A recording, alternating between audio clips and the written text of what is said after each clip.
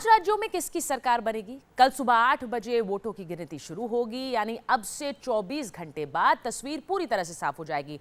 लेकिन कल जो एग्जिट पोल्स आए हैं उन्होंने 5 राज्यों में सरकार को लेकर सस्पेंस और एक असमंजस बढ़ा दिया है। इंडिया टीवी सी वोटर समेत कुछ चैनल्स के एग्जिट पोल्स में उत्तर प्रदेश में त्रिशंकु विधानसभा के आसार जताए गए, जबकि कुछ चैनल्स बीजेपी की बड़ी जीत और अपने दम पर बहुमत मिलने का अनुमान लगा रहे हैं। इन्हीं एग्जिट पोल्स के बीच समाजवादी पार्टी के मुखिया अखिलेश यादव का एक ऐसा बयान आया जिसने नतीजों से पहले ही राजनीति के गलियारे में हलचल बढ़ा दी है। अखिलेश ने कहा है कि अगर यूपी में त्रिशंकु विधानसभा आती है तो उन्हें किसी से भी गठबंधन करने से परहेज नहीं होगा। अखिलेश के इस बयान के बाद यूपी की सियासत में एक नई बहस छिड़ गई है। आपको पल पल बदलती यूपी की राजनीतिक तस्वीर का हर पहलू बताएंगे। आपको यह भी बताएंगे कि नए सियासी समीकरणों में क्या संभावनाएं पनप रही हैं। लेकिन उससे पहले आपको दिखाते हैं अखिलेश का वो बयान जिसके बाद यह कहना मुश्किल है कि 11 मार्च के बाद क्या होगा। तो अखिलेश यादव का ये बयान उन्होंने क्यों दिया, क्यों उन्हें देना पड़ा? चुनाव भले ही खत्म हो गए हों लेकिन नतीजे अब तक नहीं आए हैं। ऐसे में नतीजों से ठीक पहले अखिलेश ने ऐसा क्यों कहा, आपको इसकी वजह बताते हैं। यूपी विधानसभा की 403 सीटों में बहुमत के लिए 202 सीटों की जरूरत पड़ेगी, यानी सरकार बनाने का मैजिक नंबर 202 है, 202। इंडिया टीवी सी वोटर के एग्जिट पोल के मुताबिक बीजेपी को 155 से 167 सीटें मिल सकती हैं, जो बहुमत के जादुई आंकड़े 202 से 35 सीटें दूर हैं। अगर बात एसपी और कांग्रेस के गठबंधन की करें तो इंडिया टीवी सी वोटर के एग्जिट पोल में गठबंधन को 135 से 147 सीटें मिलने का अनुमान जताया गया है, जो बहुमत के जादुई आंकड़े 202 से 35 सीटें दूर है। यूपी की सियासत में बीएसपी का भी काफी कुछ दांव पर है। इस बार तकरीबन हर एग्जिट पोल में बीएसपी को तीसरे नंबर पर बताया गया है। इंडिया टीवी सी वोटर के एग्जिट पोल्स में बीएसपी को 81 से 93 सीटें मिलने का अनुमान जताया गया है, जो बहुमत के जादुई आंकड़े 202 से 109 सीटें दूर है।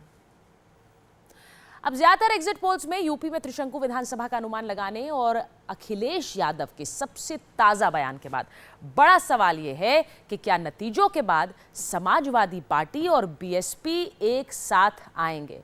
अगर ऐसा हुआ तो एसपी और बीएसपी आसानी से बहुमत का आंकड़ा पार कर लेंगे और सरकार भी बना सकते हैं। आपको बता दें कि इससे पहले दोनों पार्टियों ने 1993 में एक साझा सरकार बनाई थी, लेकिन 1995 के बाद से दोनों पार्टियां एक दूसरे के साथ कभी नहीं खड़ी हुई, एक दूसरे की धुर विरोधी बनकर राज्य में उभरी। ज्यादातर एग्जिट पोल्स में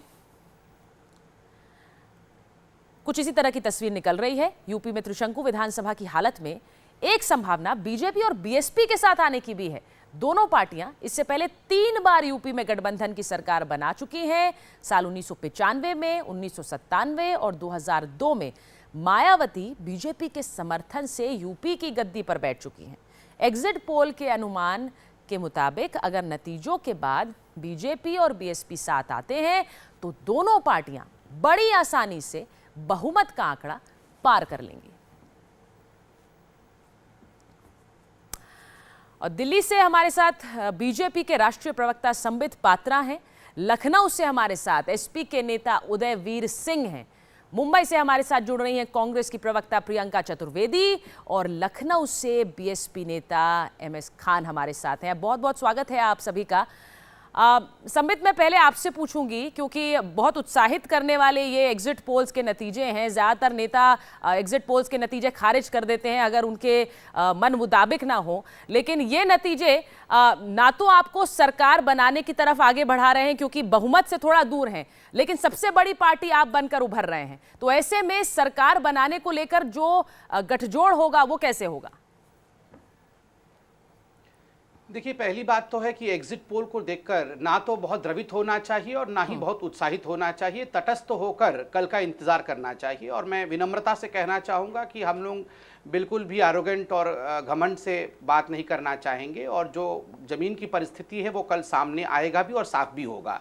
देखिए, जहां तक जो एग्जिट पोल आप दिखा रहे हैं उसके हिसाब से तो आप हमें जो सीट दे रही हैं, मुझे लगता है इससे ज्यादा मिलेगा, क्योंकि पोल ऑफ पोल्स बाकी तमाम चैनलों में कल से हम भाग ले रहे हैं, और जिस प्रकार से पोल ऑफ पोल्स भी दिखाया जा रहा है, सभी पोल्स को मिलाकर भी 217 सीटें भारतीय जनता पार्टी को पोल ऑफ पोल्स दे रही है।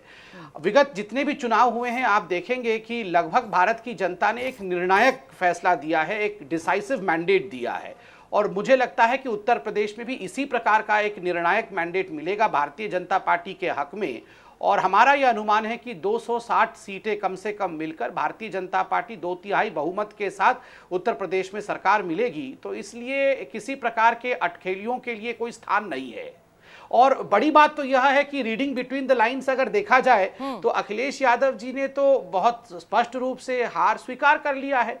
देखिए, कल के इंतजार किए बिना 3 लोगों ने, आजम खान उनके बड़े नेता है, रविदास मल्होत्रा उनके बड़े नेता है, नरेश अग्रवाल भी उनके बड़े नेता है, तीनों ने बड़ा स्पष्ट इंडिकेशन दिया है। एक तो रविदास मल्होत्रा जी ने सारा ठीकरा जो है कांग्रेस के ऊपर फोड़ दिया है कि कांग्रेस के साथ जो ये अलायंस हुआ उसके कारण हमारी हार हुई है। नरेश अग्रवाल जी ने भी एक तरह से बसपा के साथ जाने की बात कही है, और आजम खान ने भी कहा है अगर हार हुई तो इसके लिए केवल अखिलेश यादव जिम्मेवार नहीं होंगे। और अखिलेश यादव जी ने भी जिस प्रकार बुआ जी की बात कही है, इससे मालूम पड़ता है कि हार तो स्वीकार कर ही चुके हैं। संबित, आप रीडिंग बिटवीन द लाइंस की बात कर रहे हैं, वहां पर शायद वो शुरू हो चुका है, इसीलिए वो इस तरह के बयान दे रहे हैं। अगर दे रहे हैं तो वहां रणनीति तय हो रही है, तो आपकी भी रणनीति बनना शुरू हो गई होगी, ये स्वाभाविक है। मैं प्रियंका चतुर्वेदी के पास जाऊंगी। प्रियंका, जिन बयानों का जिक्र संबित कर रहे हैं, अब कहीं ना कहीं नतीजे नहीं आए, लेकिन उससे पहले ही जो समाजवादी पार्टी के मंत्री हैं वो एक तरह से हार मानकर ठीकरा आपके सर फोड़ रहे हैं कि कांग्रेस की वजह से हमारी हार होगी। नहीं, किसने हार मान ली और किसने ये एग्जिट पोल इसका फाइनल रिजल्ट मान लिया है? कल रिजल्ट आ रहा है, कल तक का हम इंतज़ार कर लेते हैं, और जो भी होगा हम बहुत अभी भी कॉन्फिडेंट हैं। हमने बिहार के एग्जिट पोल्स देखे हैं, हमने दिल्ली के एग्जिट पोल्स देखे हैं किस तरीके से गलत हुए हैं, और इसी एग्जिट पोल्स में कल से आप देख लीजिए हर एग्जिट पोल इतने अलग अलग आंकड़े बता रहा है। 70 सीटों का डिफरेंस बता रहा है, सी वोटर कुछ बता रहा है, एक्सेस पोल कुछ और दिखा रहा है, चाणक्य कुछ और ही बता रहा है। लेकिन सब आपको नंबर 2 पर ही दिखा रहे हैं। भारतीय जनता पार्टी कोई आपको लीड में नहीं दिखा रहा। अगर अपना नहीं, भले ही हमें लीड में ना दिखाए, लीड में तो हमें बिहार में भी नहीं दिखाया था हमारे गठबंधन को, वो उससे हम चिंतित नहीं है। हम जानते हैं उत्तर प्रदेश की जनता ने किस तरीके से वोट किया है, कहाँ पे वोट किया है। मैं भारतीय जनता पार्टी की तरह एरोगेंट नहीं साउंड करना चाहती हूँ, या इस प्रकार से नहीं साउंड करना चाहती हूँ कि एग्जिट पोल ही फाइनल नतीजे हैं। मैं कल तक का इंतजार हम करना चाहेंगे, और कल जो भी सवाल होंगे इस विषय में हम जरूर उसका जवाब देंगे। उदयवीर जी, जिस तरह का बयान अखिलेश यादव का आया है, बहुत से विरोधी, संबित को भी आपने सुना, वो ये मान रहे हैं कि नतीजों से पहले ही हार मान ली है अखिलेश यादव ने। ऐसा कुछ भी नहीं है। बिटवीन द लाइंस बहुत पढ़ते हैं संबित जी, और संबित जी ये भूल गए कि जिस दिन राहुल जी और अखिलेश जी की पहली प्रेस कॉन्फ्रेंस हुई थी, उस दिन राहुल जी ने कह दिया था कि हम मायावती जी का सम्मान करते हैं, उन्हें हम भाजपा से अलग करके देखते हैं। उस दिन भी ये बिटवीन द लाइंस पढ़ रहे थे।